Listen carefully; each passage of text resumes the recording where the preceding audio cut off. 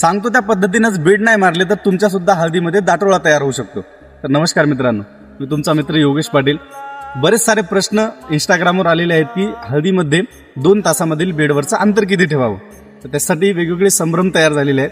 तर सुरुवातीला तुम्हाला सोप्या पद्धतीने सांगतो, जे काय आपण ट्रॅक्टरनं बेड मारत आहोत त्या अगोदर सगळी आपली मशागत चांगली करा.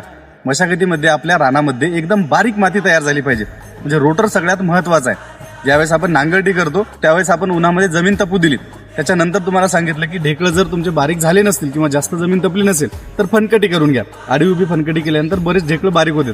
त्याच्यानंतर सांगितलं की त्याचा बारीक पद्धतीनं एकदम दमानं रोटर करून घ्या.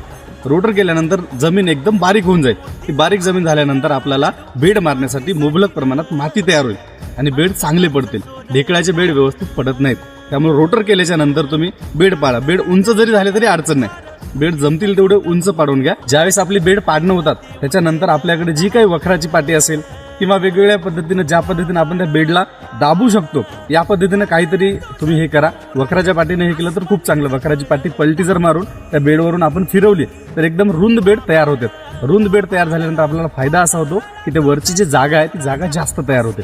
मग त्याच्यानंतर आपल्याला ज्यावेळेस आपला हळद लावायची आहे त्यावेळेस आपण आपल्या डवऱ्याची पास जी आहे ती पास काढून घ्यायची आणि डवरं जे आपलं 1.5 फूट किंवा 1.25 फुटापर्यंत जे डवऱ्याचं अंतर राहते दोन्ही याच्यामधलं ते डवरं आपण त्याच्यावर काकडं मारण्यासाठी एकदम चांगल्या पद्धतीने फिरू शकतो आणि त्या पद्धतीने हळद लावा. तरच तुमच्या हळदीमध्ये चांगल्या पद्धतीने अंतर राहील. 2 तासामध्ये अंतर व्यवस्थित राहील आणि तुमची हळद सुद्धा उघडी पडणार नाही.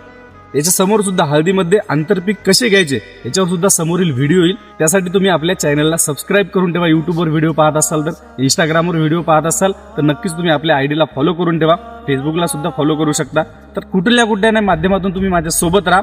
हळदीमध्ये चांगल्या पद्धतीनं आंतरपीक घेऊन हळदीतील खर्च कमी करून आपला नफा कसा वाढवता येईल याच्यावर सुद्धा एक चांगला जबरदस्त व्हिडिओ तुमच्यासाठी येणार आहे. त्यासाठी तुम्ही सोबत राहा.